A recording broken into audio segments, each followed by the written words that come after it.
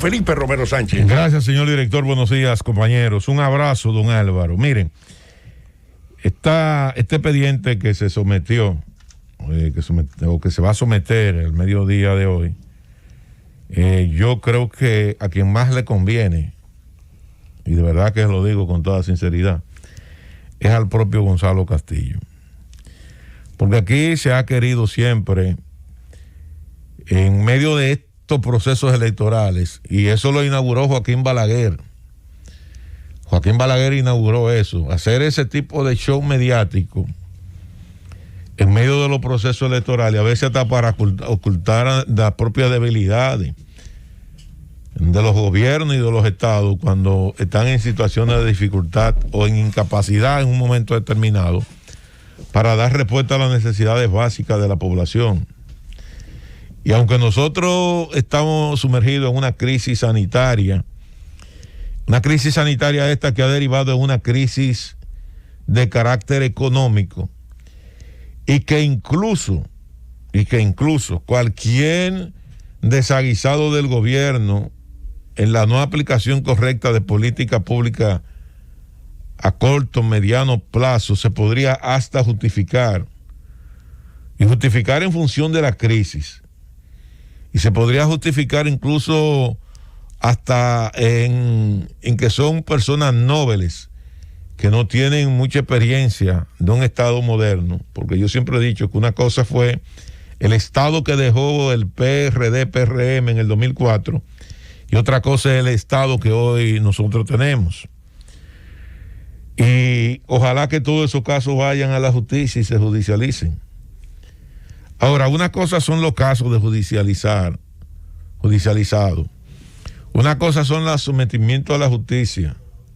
Y otra cosa es de pretender destruir los liderazgos políticos.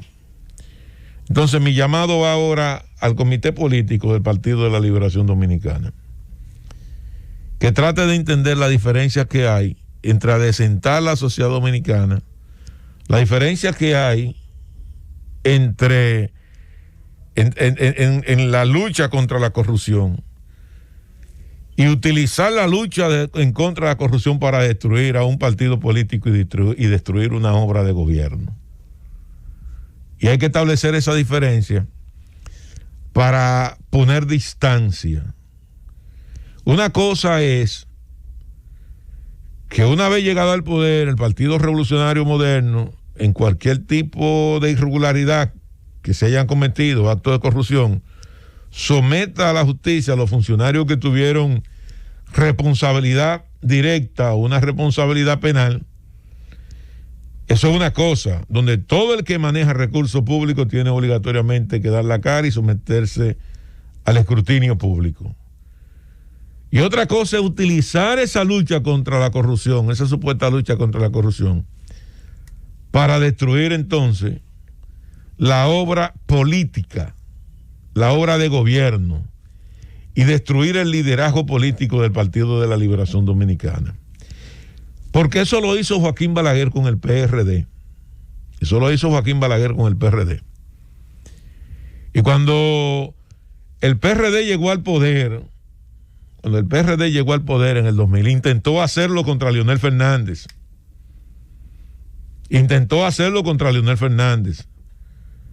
Hay que recordar todo ese nivel de acoso que sufrieron los dirigentes del Partido de la Liberación Dominicana en el año 2000 en el gobierno de Hipólito Mejía. No ocurrió así en la transición política del año 2004 y no ocurrió así tampoco en el año 2012 porque era el mismo partido, era el mismo gobierno. Ahora bien, hay un cambio de gobierno ahora y el PRD pretende reeditar lo que hizo en el año 2000 con Leonel Fernández y reeditar lo que hizo Joaquín Balaguer con Salvador Roger Blanco. Y en ninguno de los casos, en ninguno ni en otro se demostró que el propósito era más de carácter político que de adecentar las instituciones públicas y que los responsables paguen con su culpa. Entonces, hay que diferenciar las acciones de carácter político desde el poder para destruir a un partido, y otra cosa es adecentar la administración pública. A mí me gustaría ver el expediente. Yo sé de antemano qué fue lo que ocurrió ahí. De acuerdo a la información que yo tengo, ahí no hay ningún tipo de consecuencia de carácter penal. Ahí usted podrá determinar algunos niveles, si se quiere, de irregularidades o de esto, de lo otro, porque una cosa es el dolo, una cosa es la corrupción en que yo me beneficio, y otra cosa a veces podrían ser hasta la inobservancia de algún reglamento que se pudiera establecer y ver cuáles son las consecuencias de eso. Perfecto. Pero de lo que yo estoy seguro, es que aquí habían 4 empresas que tenían el monopolio del asfalto y que hoy 40 empresas se beneficiaron. Y estoy seguro que la firma de esos contratos fueron adendas. Porque después que usted firma un contrato, porque tal vez no lo saben tampoco los amigos del Estado, con el Estado Dominicano hay una cláusula que dice que el contrato se puede renovar automáticamente o rescindir por una de las partes. Entonces habría que ver si esos contratos establecen esa cláusula de renovación automática o en su defecto, de rescisión automática.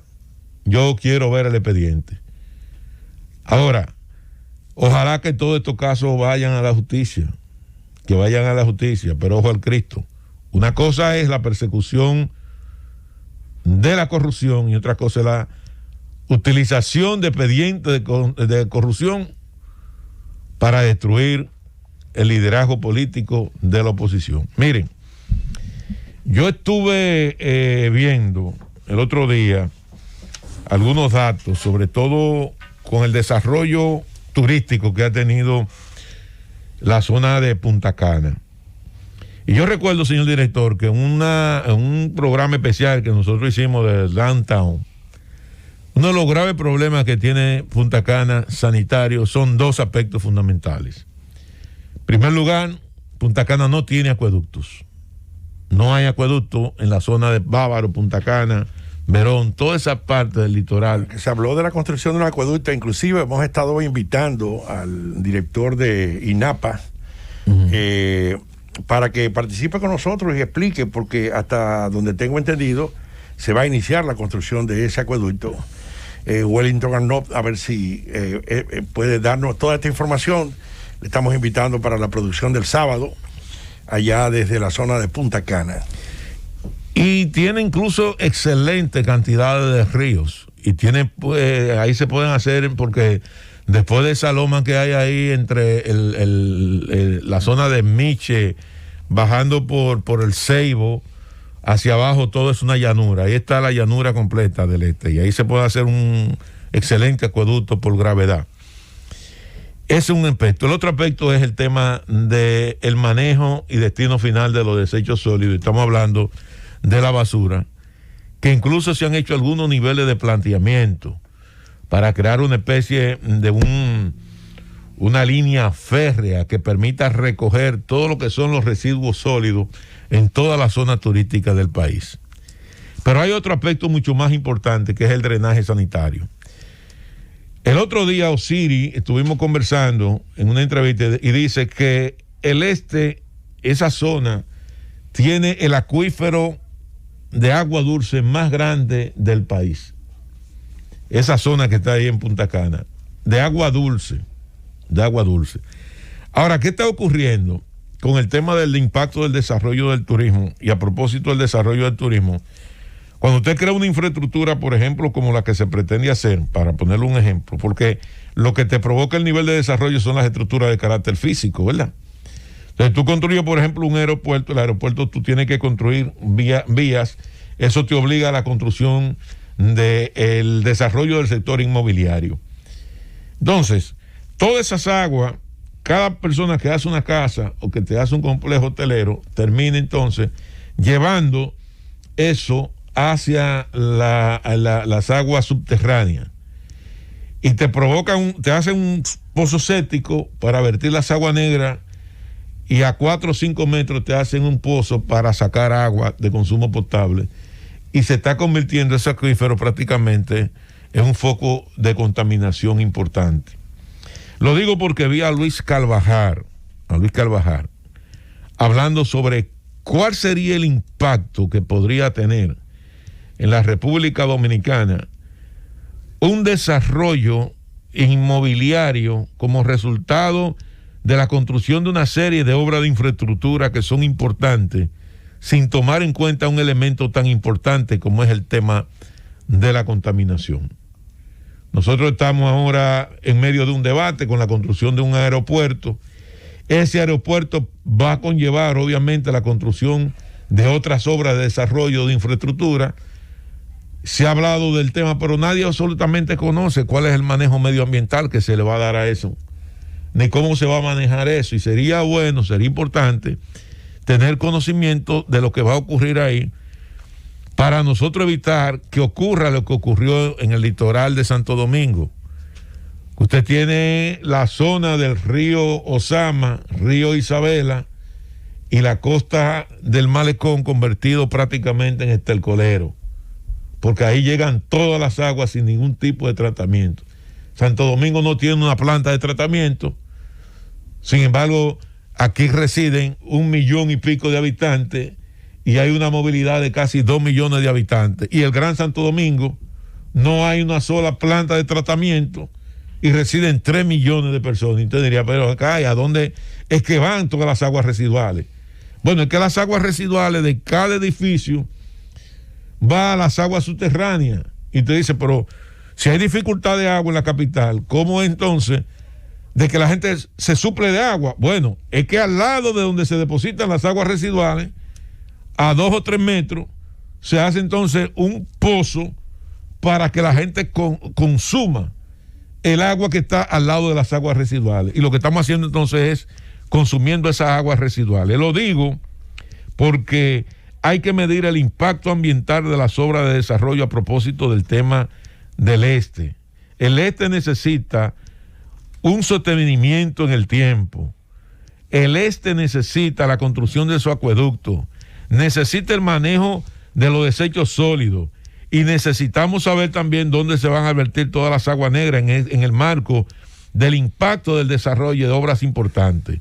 Y ojalá que los expertos, a propósito que en el día de mañana nosotros vamos para allá, puedan arrojarnos más luces, señor director, sobre un tema tan importante para que nosotros podamos garantizar una sostenibilidad de nuestro turismo, que es el mayor generador de divisas en el tiempo, porque de lo contrario, todo el esfuerzo que se está haciendo hoy, mañana será en vano. Llévatelo, Cundo.